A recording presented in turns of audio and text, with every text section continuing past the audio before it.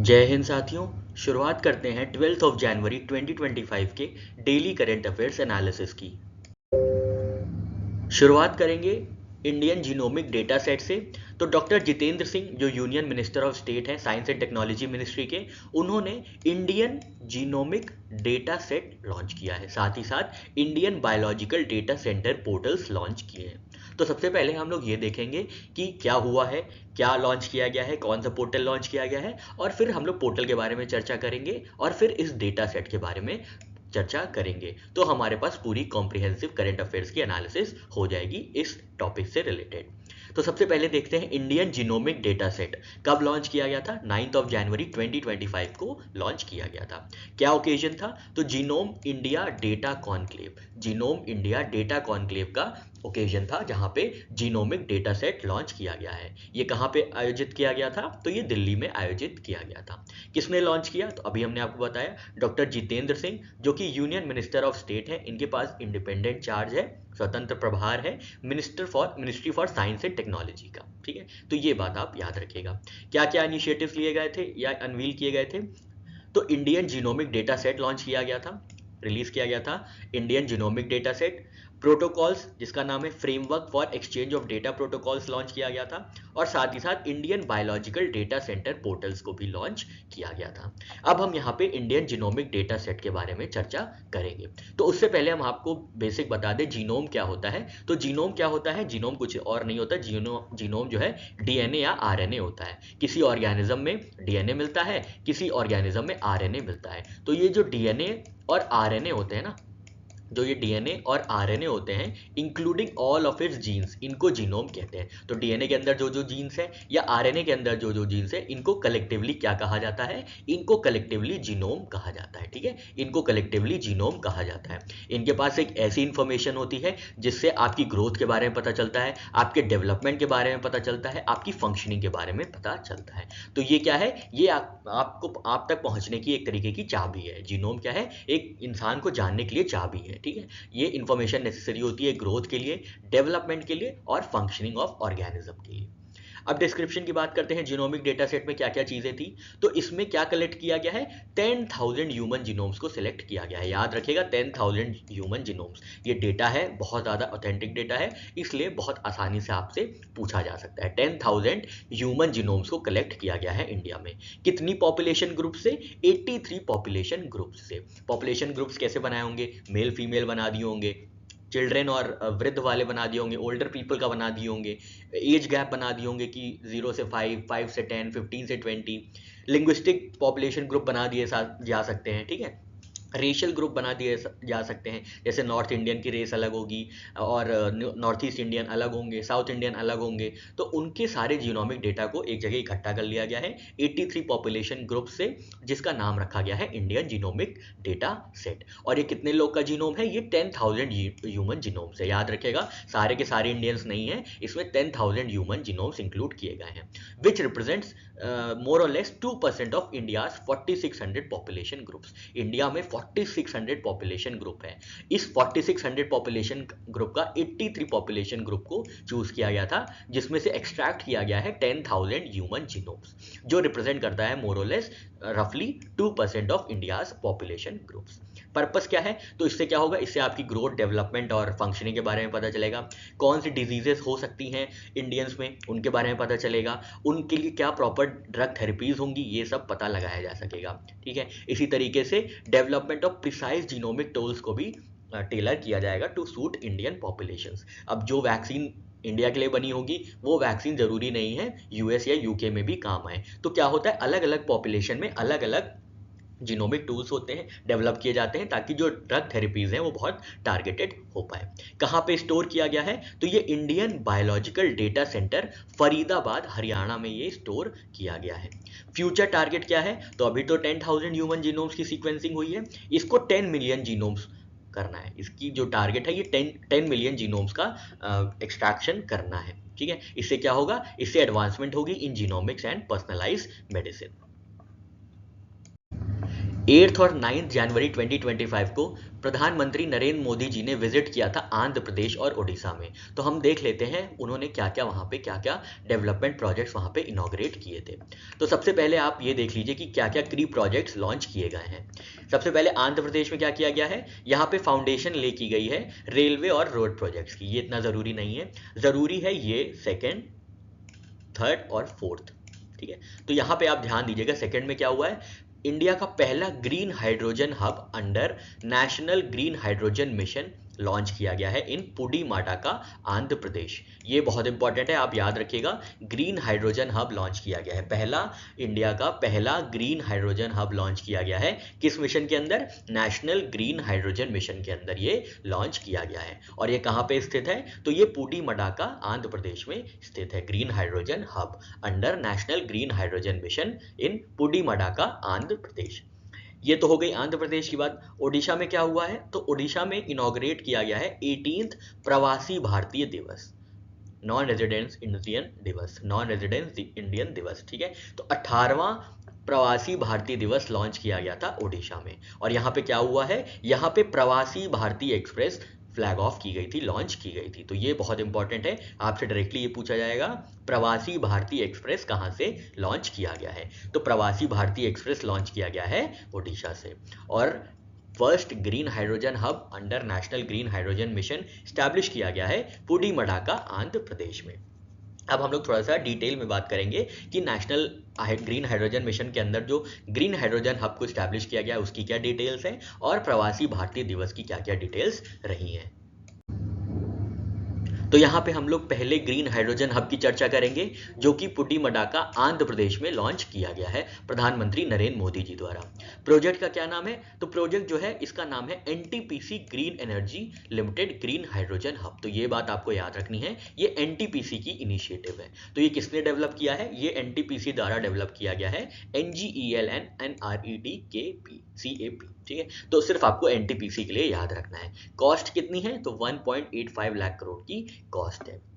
जहां पे क्या होगा, 20 gigawatt of renewable energy projects launch किए जाएंगे।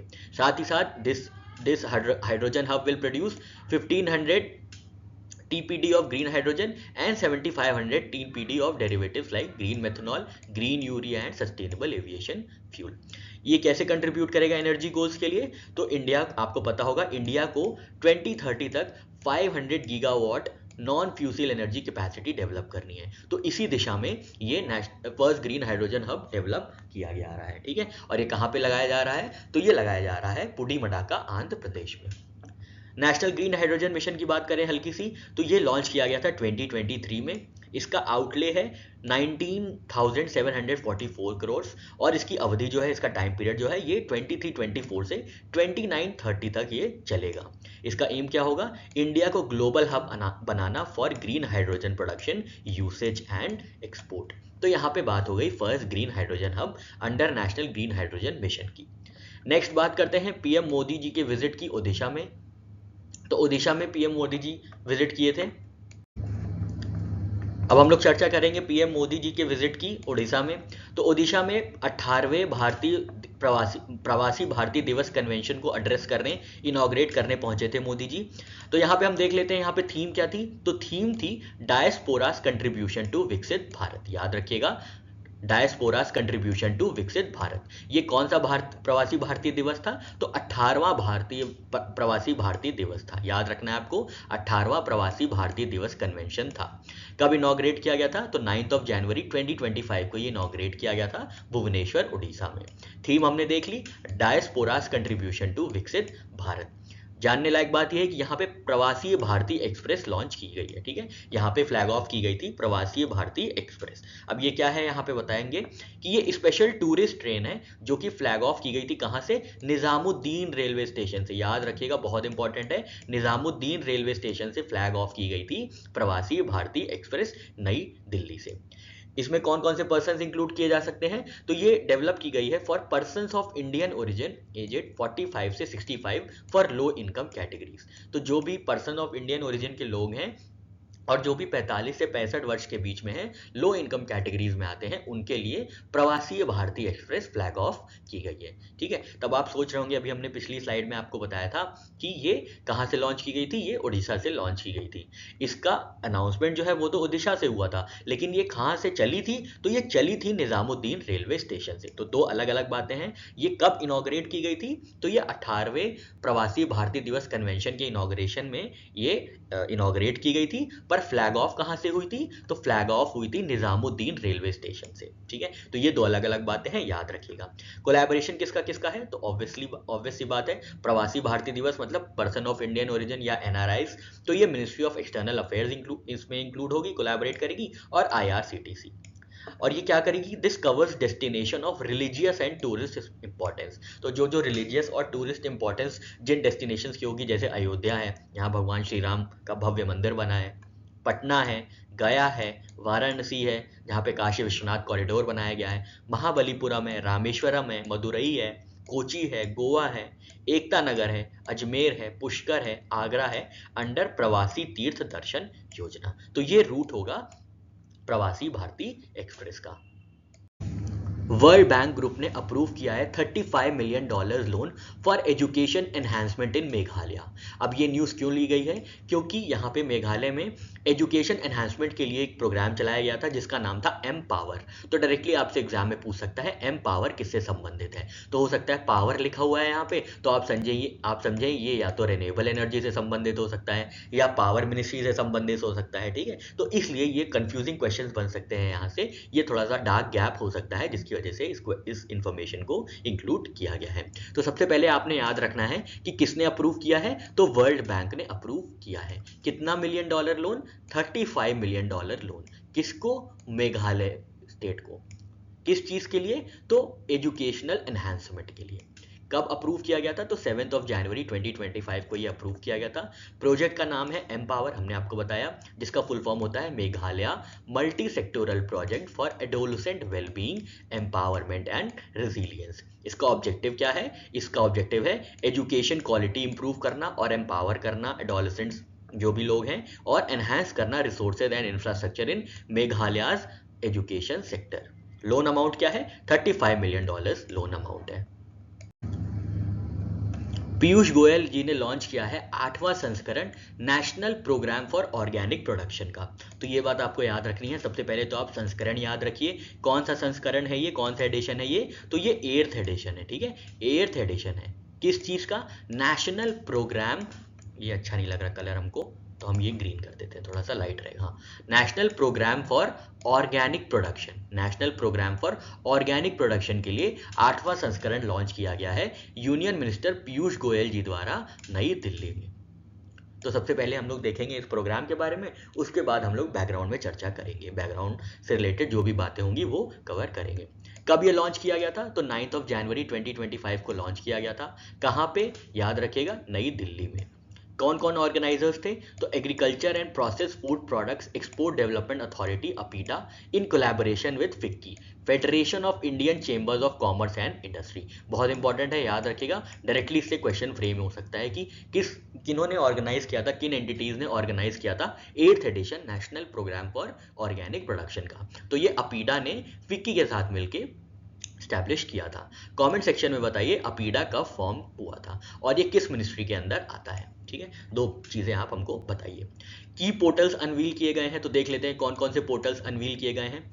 एनपीओपी पोर्टल है, एक ट्रेस नेट 2.0 है, ऑर्गेनिक प्रमोशन पोर्टल है, अपीडा पोर्टल है, और एग्री एक्सचेंज पोर्टल है। ठीक है, तो ये कुछ पोर्टल्स लॉन्च किए गए थे जिसके बारे में हम लोग नेक्स्ट स्लाइड में पढ़ेंगे। पोटेंशियल एक्सपोर्ट वैल्यू कितनी लगाई जा रही है, तो 2000 करोड़ की in next years.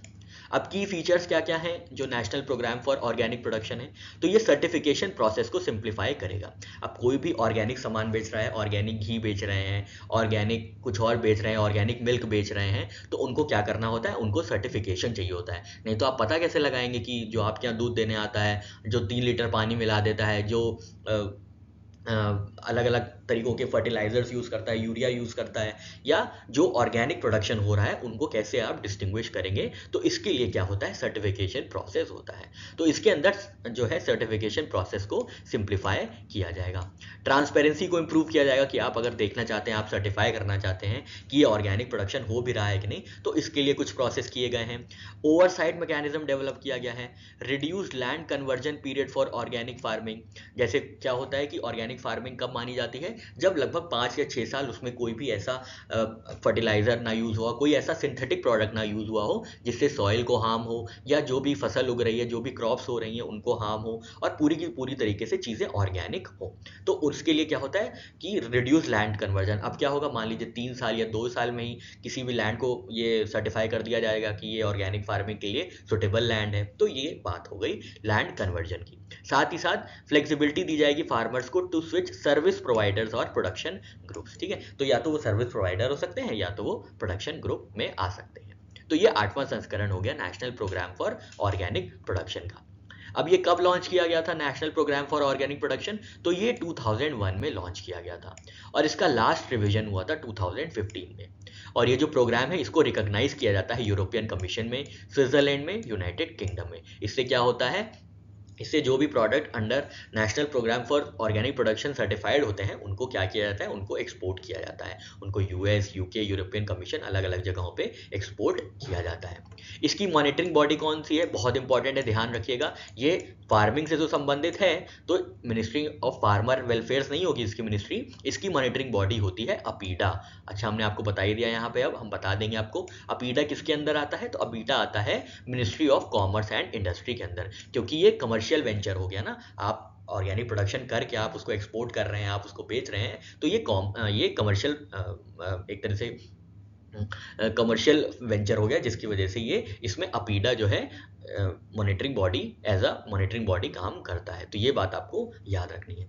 Certification process simplify किया गया है for organic grower groups granted legal status. Target क्या है ऑर्गेनिक एक्सपोर्ट्स का, तो $2 बिलियन बाय 2030। ये बात हो गई एनपीओपी की बैकग्राउंड की, ये बात हो गई national programme for organic production की। तो हमने अभी national programme for organic production के बारे में बात करी। यहाँ पे थोड़ा सा हम एलैबोरेटिव तरीके से देख लेते हैं, इसको एलैबोरेट करते हैं। और सबसे इंपॉर्टेंट पॉइंट ये है कि लैंड कन्वर्जन पीरियड को रिड्यूस किया गया है। तो अब क्या हो गया है, this is reduced by up to 3 years. तो अब 3 सालों के अंतर्गत किसी भी लैंड को सर्टिफाई किया जाएगा फॉर ऑर्गेनिक प्रोडक्शन। अब यहाँ पे कुछ पोर्टल्स लॉन्च किए गए हैं, उनकी बात देख लेते हैं। तो एनपीओपी पोर्टल क्या करेगा, ये विजिबिलिटी प्रोवाइड करेगा और ईज ऑफ ऑपरेशंस ईज करेगा, ऑपरेशंस ईज करेगा ऑर्गेनिक स्टेक होल्डर्स के लिए। ऑर्गेनिक प्रमोशन पोर्टल क्या करेगा, ये फार्मर्स को हेल्प करेगा, फार्मर प्रोड्यूसर ऑर्गेनाइजेशंस को हेल्प करेगा, साथ ही साथ एक्सपोर्टर को डेमोन्स्ट्रेट करेगा कि कैसे सर्टिफाइड ऑर्गेनिक प्रोडक्ट्स को बेचा जाए, जनरेट किया जाए, ट्रेड लीड्स कैसे कनेक्ट किया जाए इंटरनेशनल बायर्स के साथ, एक्सेट्रा एक्सेट्रा। ट्रेस नेट क्या करेगा, ट्रेस नेट 2.0, तो ये ऑर्गेनिक है कि नहीं इसकी ट्रेसिबिलिटी इंप्रूव करेगा। तो ये बात याद रखनी है, online organic traceability system for improved regulatory oversight and transparency. APEDA portal क्या है, ये रीडिफाइंड वर्जन है, enhance user experience for agri and process food. और एग्री एक्सचेंज पोर्टल है, यहाँ पे इजीली डेटा एनालिसिस किया जा सकता है, रिपोर्ट्स देखी जा सकती हैं, ट्रेड इनसाइट्स एक्सेस की जा सकती है, और एक्सपोर्टर्स को एनेबल किया जा सकता है to connect with global buyers and sellers.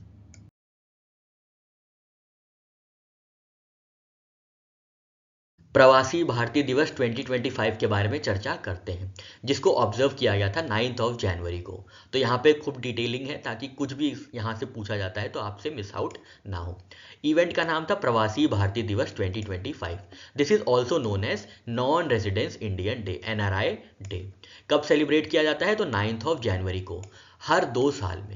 हर 2 साल में बाइनियल इवेंट है ये, हर 2 साल में ये सेलिब्रेट किया जाता है। सिग्निफिकेंस क्या है, तो जितने भी इंडियन डायस्पोरा से लोग हैं, जो भी इंडियन डायस्पोरा की कम्युनिटी है, वो कैसे कंट्रीब्यूट कर रही हैं विकसित भारत में, इसको ऑनर करने के लिए इसका ये सिग्निफिकेंस है इसका प्रवासी भारतीय दिवस का, कि कैसे इनके कंट्रीब्यूशंस को ऑनर किया जाए। तो कैसे किया जाता है, प्रवासी भारतीय दिवस ऑब्जर्व करके। इसका बैकग्राउंड क्या है, तो महात्मा गांधी जी गए थे साउथ अफ्रीका, उसके बाद जब वो लौटे थे 9 जनवरी 1915 को, तब ये दिन मनाया जाता है। तो एक तरीके से भारत में जब लौटे थे महात्मा गांधी जी साउथ अफ्रीका से प्रैक्टिस करके, सब 1915 में 9 जनवरी 1915 को जब लौटे थे कि अब इंडिया के फ्रीडम स्ट्रगल की बागडोर वो संभालेंगे, तो उस दिन से ये मनाया जाता है। उस दिन को कमोमोरेट करने के लिए, उस दिन को यादगार बनाने के लिए, उस दिन की श्रद्धांजलि के लिए 9 जनवरी 1915 को प्रवासी भारतीय दिवस ऑब्जर्व किया जाता है। पहला कन्वेंशन कब डेवलप किया गया था, तो पहला प्रवासी भारतीय कन्वेंशन ऑब्जर्व किया गया था 2003 में। ठीक है, याद रखिएगा 2003 में bye ex prime minister Atal Bihari Vajpayee ji. तो पंडित अटल बिहारी वाजपेयी जी जब तत्कालीन 2003 में प्रधानमंत्री रहे थे, उन्होंने तब इस प्रवासी भारतीय दिवस की शुरुआत की थी। उसके बाद जब 2003 से 2014 तक ये हर साल मनाया जाता था, लेकिन फिर 2015 में क्या हुआ, मोदी सरकार ने इसको हर 2 सालों पे ऑब्जर्व करने का निर्णय बनाया, और ये क्या हुआ, थीम बेस्ड पीबीडी कॉन्फ्रेंसेज होने लगी, थीम बेस्ड प्रवासी भारतीय दिवस कॉन्फ्रेंसेज ऑर्गेनाइज होने लगी। अब इंडियन डायस्पोरा में कौन कौन है, तो नॉन रेजिडेंस इंडियंस है, पर्सन्स ऑफ इंडियन ओरिजिन है, ओवरसीज सिटीजन ऑफ इंडिया है, who are foreign nationals with Indian roots. तो आपने पॉलिटी में पढ़ा होगा एनआरआई, पीआईओ और ओसीआई में क्या डिफरेंस है। एक बहुत ही नॉर्मल सा डिफरेंस है, आप हमें कमेंट सेक्शन में बताइए। टोटल ओवरसीज इंडियंस कितने हैं अभी तक, तो लगभग 35 मिलियन जो है इंडियन डायस्पोरा है। पीबीडी कन्वेंशन है किसकी, कौन मिनिस्ट्री ये ऑर्गेनाइज करती है, होस्ट करती है, तो मिनिस्ट्री ऑफ एक्सटर्नल अफेयर्स। याद रखिएगा, मिनिस्टर ऑफ होम अफेयर्स नहीं है, ये मिनिस्ट्री ऑफ एक्सटर्नल अफेयर्स है जो पीबीडी कन्वेंशन को होस्ट करती है। अभी तक कितने पीबीडी कन्वेंशन हो चुके हैं, तो अभी तक 17 पीबीडी कन्वेंशन हो चुके हैं। 18वां संस्करण, 18वां पीबीडी कन्वेंशन 2025 कहाँ पे हो रहा है, तो ये ओडिशा में हो रहा है फ्रॉम 8 टू 10 जनवरी 2025। थीम क्या है, तो थीम है डायस्पोरा कंट्रीब्यूशन टू विकसित भारत। बहुत ज़्यादा इंपॉर्टेंट है, याद रखिएगा थीम क्या है, डायस्पोरा कंट्रीब्यूशन टू विकसित भारत। अब किस किस सेगमेंट में पीबीडी कन्वेंशन हुआ है, तो जल्दी से देख लेते हैं। तो युद्ध प्रवासी भारतीय दिवस भी होस्ट किया गया था। ठीक है, युद्ध प्रवासी भारतीय दिवस भी होस्ट किया गया था, याद रखिएगा। और इसको इनॉग्रेट किया था minister of external affairs Subrahmanyam Jaishankar ji ने, एस जयशंकर जी ने इसका अनावरण किया था, उद्घाटन किया था, ये बात याद रखिएगा। 18वां पीबीडी कन्वेंशन किसने इनॉग्रेट किया था, तो ये पीएम मोदी ने इनॉग्रेट किया था 9 जनवरी 2025 को भुवनेश्वर उड़ीसा में। यहां से क्या फ्लैग ऑफ की गई थी, यहां से फ्लैग ऑफ की गई थी प्रवासी तीर्थ दर्शन योजना स्कीम, प्रवासी तीर्थ दर्शन योजना स्कीम और प्रवासी भारतीय एक्सप्रेस। और ये कहां से लॉन्च हुई थी, तो ये फ्लैग ऑफ की गई थी निजामुद्दीन स्टेशन नई दिल्ली से। प्रवासी भारतीय सम्मान अवार्ड भी दिए गए थे 2025 के। कब दिए गए थे, तो 10 जनवरी 2025 को दिया गया था। ये अवार्ड्स किसने दिए थे, तो president of India Droupadi Murmu ji ने दिए थे। कितने लोगों को दिए थे, डायरेक्टली आपसे यही पूछ सकते हैं, तो 27 डिस्टिंग्विश मेंबर्स को दिया गया था जो कि इंडियन डायस्पोरा कम्युनिटी को बिलोंग करते हैं। तो 27 लोगों को प्रवासी भारतीय सम्मान अवार्ड से सम्मानित किया गया था। कौन कौन से एरियाज रिकॉग्नाइज किए गए थे, तो education, science and innovation, trade and industry, arts and culture, social work, public service and philanthropy. तो ये कुछ रिकॉग्निशन एरियाज थे प्रवासी भारतीय सम्मान अवार्ड 2025 के। जेड मोर टनल इनॉग्रेट किया जाएगा कल 13 जनवरी को, तो उससे संबंधित हम लोग कुछ बातें देख लेते हैं। तो जेड मोर टनल सबसे पहले देखते हैं कि कौन इनॉग्रेट करेगा और कब। तो इनॉग्रेशन डेट जो है वो है 13 जनवरी 2024। तो 13 जनवरी 2024 को जेड मोर टनल इनॉग्रेट की जाएगी, किसके द्वारा, प्रधानमंत्री नरेंद्र मोदी जी द्वारा ये इनॉग्रेशन किया जाएगा। इसकी इंपॉर्टेंस क्या है, ये किससे किसको कनेक्ट करता है, तो ये देख लेते हैं। तो ये कश्मीर और लद्दाख को कनेक्ट करता है, ये बात बहुत इंपॉर्टेंट है, याद रखिएगा, एकदम स्पेसिफिक्स हैं। कश्मीर और लद्दाख को कनेक्ट करता है जेड मोर टनल। साथ ही साथ सोनमर्ग को भी अनइंटरप्टेड एक्सेस प्रोवाइड करता है, याद रखिएगा, सोनमर्ग को भी अनइंटरप्टेड एक्सेस प्रोवाइड करता है जेड मोर टनल। इसकी लोकेशन क्या है, तो लोकेशन है गगनगीर और सोनमर्ग के बीच में, गांडरबल डिस्ट्रिक्ट है, अंडर थजीवास ग्लेशियर। ठीक है, तो ये बात बहुत इंपॉर्टेंट है, याद रखिएगा। Between Gagangir and Sonamarg in Ganderbal district under Thajiwas glacier. किस ग्लेशियर के अंडर? थजीवास ग्लेशियर के अंतर्गत ये सेडमोर टनल को बिल्ड किया गया है। कितनी कॉस्ट आई है? तो लगभग 2680 करोड़ की लागत आई है। साइज क्या है टनल का? तो ये 6.5 किलोमीटर की टनल है, 6.5 किलोमीटर की टनल है, याद रखिएगा। फ्यूचर प्रोजेक्ट्स क्या हैं? ये आगे बढ़ के जोजिला टनल पे जाके मिल जाएगा and this will be Asia's longest tunnel when completed. तो जोजिला टनल क्या हो जाएगी? जेड मोर टनल के कनेक्ट होने के बाद एशिया की लॉन्गेस्ट टनल हो जाएगी। जेड मोर टनल फीचर्स की बात करें तो this will bypass landslide prone areas with intelligent traffic management system. 3 dimension है इसमें, मेन टनल है, एस्केप टनल है, वेंटिलेशन टनल्स हैं। और पर्पस क्या है? ये क्या करेगा? लद्दाख से एक्सेस बढ़ा देगा और साथ ही साथ सेफ विंटर एक्सेस प्रोवाइड करेगा सोनमर्ग में। अब जोजिला टनल कनेक्शन की बात कर लें, जिससे कनेक्ट होगा जेड मोर टनल। तो जब जोजिला कंप्लीट हो जाएगा it will be India Asia's longest tunnel. इससे ट्रैवल टाइम रिड्यूस हो जाएगा। इसकी कॉस्ट आती है लगभग 6800 करोड़। ये किससे कनेक्ट होगा? तो ये लद्दाख से कनेक्ट किया जाएगा, ठीक है, तो ये लद्दाख से कनेक्ट किया जाएगा, ये बात याद रखिएगा। केंद्र सरकार ने 1.73 ट्रिलियन प्रोवाइड किए हैं स्टेट्स को कैपिटल स्पेंडिंग के लिए, ये बात याद रखिएगा। कैपिटल स्पेंडिंग के लिए, कैपिटल स्पेंडिंग कौन सी होती है? एक रेवेन्यू स्पेंडिंग होती है और एक कैपिटल स्पेंडिंग होती है। रेवेन्यू स्पेंडिंग क्या होती है? जहाँ पे हम सैलरीज देते हैं, पेंशन्स देते हैं। कैपिटल स्पेंडिंग क्या होती है? जहाँ पे सरकारें ब्रिज बनाती हैं, सरकारें फैक्ट्री सेटअप करती हैं, सरकारें एयरपोर्ट बनाती हैं, रोड्स बनाती हैं, हॉस्पिटल बनाती हैं, तो इसको कैपिटल स्पेंडिंग कहते हैं। रेवेन्यू स्पेंडिंग जहाँ पे पेंशन्स प्रोवाइड की जाती हैं, सैलरीज प्रोवाइड की जाती हैं, तो वो सब रेवेन्यू स्पेंडिंग में आता है। रेवेन्यू स्पेंडिंग क्या है? ये रिकरेंट खर्चा है, हर महीने पेंशन देनी है, हर महीने सैलरी देनी है। पर कैपिटल स्पेंडिंग क्या है? ये एक बार एक मुश्त खर्चा है, तो ये बात भी आप याद रखिएगा। सबसे पहले देखते हैं डेट ऑफ रिलीज क्या है। तो ये रिलीज की गई थी 10 जनवरी 2025 को। अमाउंट कितना रिलीज हुआ है? बहुत इंपॉर्टेंट है, डायरेक्टली आपसे पूछेंगे। 1.73 ट्रिलियन रुपीस दिए गए हैं केंद्र सरकार की तरफ से राज्य सरकारों को, ताकि राज्य सरकार क्या है? अपनी कैपिटल स्पेंडिंग को स्ट्रॉन्ग कर पाए। इससे क्या होगा? स्टेट का कैपिटल एक्सपेंडिचर्स बढ़ेंगे, डेवलपमेंट और वेलफेयर प्रोजेक्ट्स आएंगे और इकोनॉमिक ग्रोथ बढ़ेगी। कंपैरिजन विद प्रीवियस मंथ, तो दिसंबर 2024 में कितना दिया गया था? 89,000 करोड़। तो इस 89,000 करोड़ दिया गया था 2024 के दिसंबर महीने में।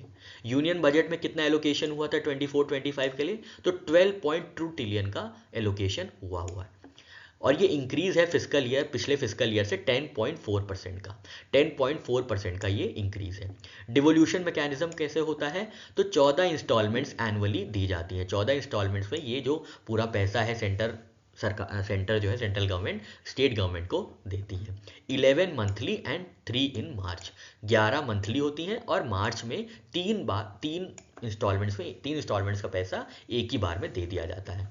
किसके रिकमेंडेशन पे ये बेस्ड है? तो 15th फाइनेंस कमीशन के रिकमेंडेशन पे बेस्ड है। 15th फाइनेंस कमीशन के हेड कौन थे? कमेंट सेक्शन में बताइए। 15th फाइनेंस कमीशन ने रिकमेंड किया था 41% of central taxes allocated to states slightly reduce from 42% in 2015 to 2020। ठीक है, तो 15th फाइनेंस कमीशन जो 21 से 26 तक ऑपरेटिव थी, इन्होंने रिकमेंड किया था 41% जो सेंट्रल टैक्सेस का हिस्सा है वो राज्य सरकारों को देना चाहिए। तो उसी रिकमेंडेशन, उसी अनुशंसा को पालन करते हुए सेंटर ने रिलीज किया है जनवरी के लिए 1.73 ट्रिलियन। सबसे ज़्यादा फंड्स कहाँ पे आए हैं तो देख लेते हैं। सबसे ज़्यादा फंड्स आए हैं उत्तर प्रदेश के पास, जहाँ पे लगभग 31,000 करोड़ रुपए सौंपे गए हैं। फिर बिहार है जहाँ पे 17,000 करोड़ है। वेस्ट बंगाल में 13,000 करोड़ दिया गया है। मध्य प्रदेश में 13,582 करोड़ दिया गया है। महाराष्ट्र में 10,000 करोड़ दिया गया है। राजस्थान में भी लगभग 10,000 करोड़ दिया गया है। ओडिशा में 7,000 करोड़ दिया गया है। तो जिस स्टेट के भी आप हैं, आप अपने स्टेट का एक बार देख लीजिएगा और टॉप 4 टॉप 5 भी याद रखने की कोशिश कीजिएगा।